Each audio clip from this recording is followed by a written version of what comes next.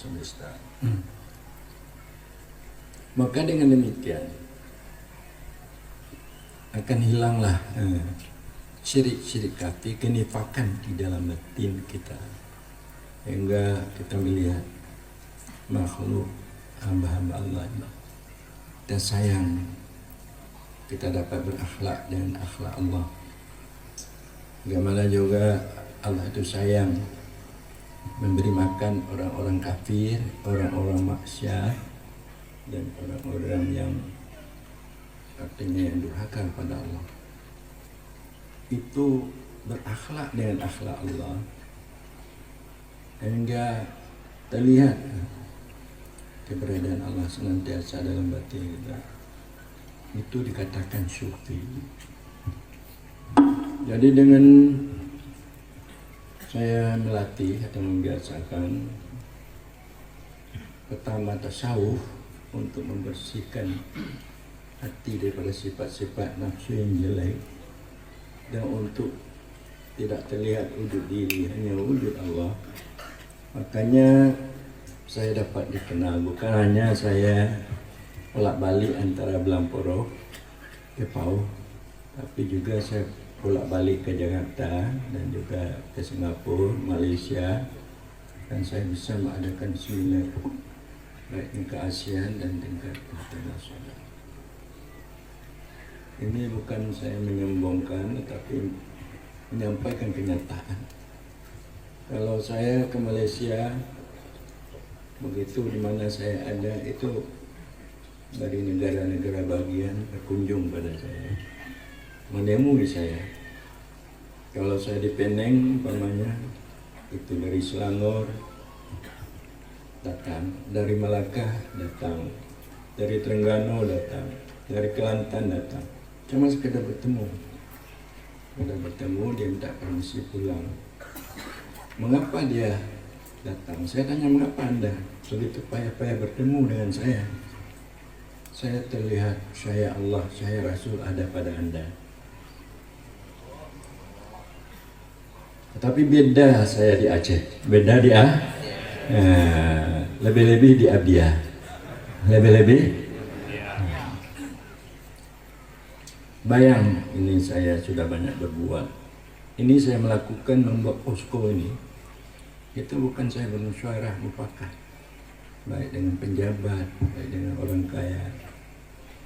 Karena saya mengamalkan ajaran tasawuf dan sufi, maka saya bisa beli tanah bermiliar, bisa membuat gedung seperti itu. Ini seharusnya orang Abdiah berterima kasih sama saya. Berterima kasih. Alhamdulillah, yang berterima kasih sekarang adalah mahasiswa dan UKP. Adapun tengku-tengku demo. Tadi ada malam ini kejadian pelemparan batu lagi. Itu lucu tuh. Itu sebagian itu murid-murid saya. Tetapi waktu saya mengajarkan ilmu kesufian ini, memang pada awal saya tidak mengajarkan ilmu ini. Ibrahim itu Abdurrahman Badar murid saya pada saya mengaji. Abu Bakar yang di Babahror itu murid saya di tempat sedang demo. Tapi pada waktu itu saya tidak mengajarkan ilmu kesufian. Jadi menganggap bahwa saya ini telah salah jalan saya. Begitu juga Camar Pali, itu teman saya dulu untuk mengajar di Darussalam. Tapi kok anaknya pula mau demo, ini kan lucu.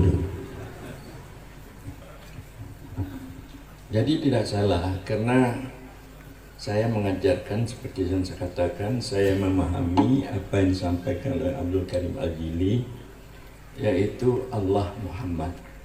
Artinya wujud Allah itu ada pada Muhammad, ada pada Muhammad. Sehingga kalau kita memandang pada kita, adakah wujud Allah pada kita? Saya tanyakan pada Anda, ada? Ada perbuatan Allah pada kita? Ada. Apa perbuatan Allah pada kita? Pertama, yang menciptakan kita ini siapa? Allah. Yang menciptakan gerak diam kita ini siapa? Allah. Berarti ada perbuatan Allah pada kita. Ada sifat Allah pada kita. Membuat bentuk rupa kita ini dari siapa nih? Atau membuat bentuk rupa kita ini dari ayah kita? Siapa? Ya Allah. Untuk merencanakan bisa kita hadir ini dari siapa? Berarti meliputi perbuatannya, sifatnya. Kalau kita lihat pada sifatnya, hilang sifat kita. Kita lihat perbuatannya, hilang perbuatan kita. Kalau kita lihat wujudnya, bahwa kita ini dari Allah. Dari siapa kamu ini? Dari Allah apa dari kambing? Dari Allah. Jadi begitu maksudnya. Bukan Allah itu sudah jadi Muhammad. Nah, inilah yang disampaikan oleh pidato di Suwa. Walid Marhaban, anak Abu Adnan. Ya Allah, ke Muhammad. Hana, tetat. Itu. Maka inilah, oleh karena itu ajaran kafir. Maka diseranglah orang-orang tasawuf yang ada di Klut, diserang pula lah orang-orang tasawuf yang ada di Aceh Timur, di Matan, yang kafir. Jadi tidak paham tafsir Isyari. Bagaimana kita bermakrifat? Kalau orang bermakrifat di dalam ilmu kesufian, mana selainnya? Yang ada hanya Allah Subhanahu wa Ta'ala. Kalau kita belum bisa panah, artinya belum bisa kita menghilangkan ingatan kita kepada diri kita dan alam ini, kita belum dapat untuk bermakrifat, untuk mendapatkan Allah.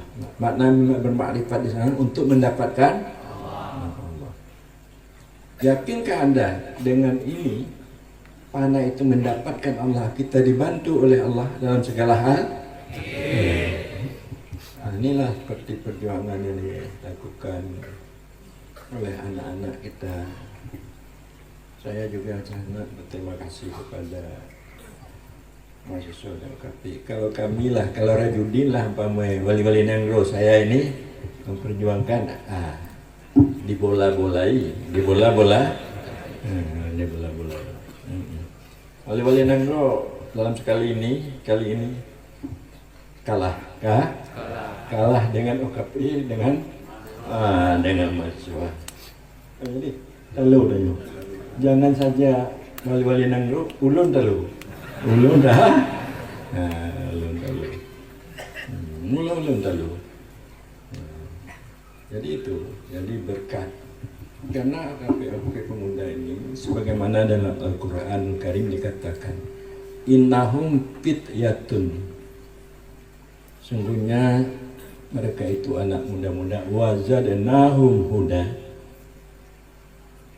Innahum fityatun, mereka itu anak-anak muda, amanu, beriman mereka, dan telah kami tambahkan kepada mereka petunjuk. Telah kami tambahkan kepada mereka petunjuk bagaimana untuk bisa jalan keluar, untuk bisa, yaitu di Abdiya ini dapat lagi berzikir, lagi belajar ilmu tauhid dasar.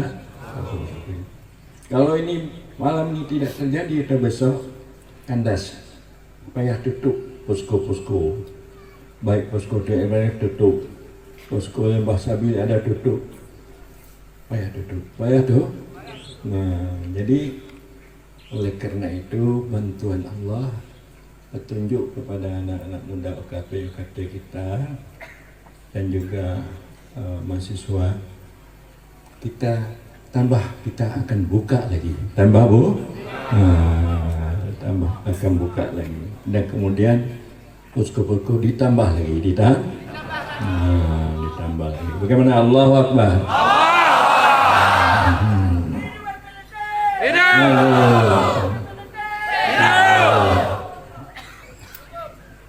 Jadi kadang-kadang kita ketawa-ketawa juga. Jadi orang yang menghadang kita ini murid-muridnya 10 orang. Kadang-kadang nggak ada murid.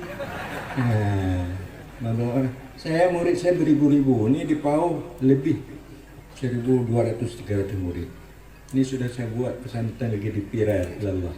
Sudah banyak datang murid-murid dari Darussalam pindah ke Kota Murni. Jadi kami berikan tempat, bertambah lagi Jadi orang yang menghadang-hadang itu ada beribu-ribu murid. Nah, inilah mereka mengatakan pintar, mereka hebat, mereka alim. Orang-orang datang aja pada mereka tidak ada. Saya hari Sabtu orang-orang yang datang, saya enggak muat dia masuk tarikat tiap-tiap ratusan. Maka saya sudah kewalahan pula nih. Apa banyak datang.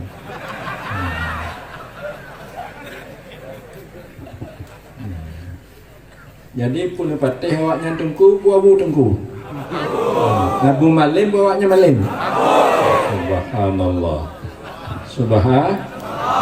Barangkali demikian sajalah. Kita besok akan kita tambah lagi bagaimana supaya tujuan tauhid asal ini sedikit saya katakan tambah sedikit lagi, bahwa kita beribadat sama dengan mereka. Sembahyang. Mengkali sembahyang saya lebih banyak daripada sembahyang ulama-ulama di Abdian. Ya kan? Ini saya katakan. Dan zikir saya lebih banyak daripada mereka.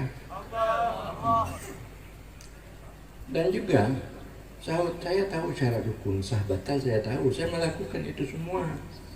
Bagaimana beribadah, bagaimana muamalah yang baik untuk berhubungan, bagaimana kita namanya bergaul, kewajiban sebagai suami pada isteri, kewajiban kita sama tetangga dan masyarakat.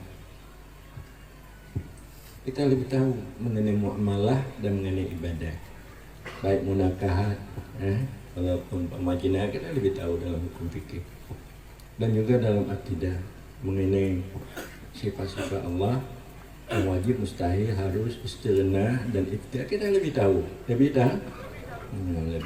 Dan bagaimana nafsu yang jelek, nafsu yang baik kita lebih tahu. Cuma kita buat tauhid tasawuf ini supaya dapat berakhlak baik. Berakhlak baik, ada sabar, ada rendah hati. Karena banyak sekali kejelekan akhlak.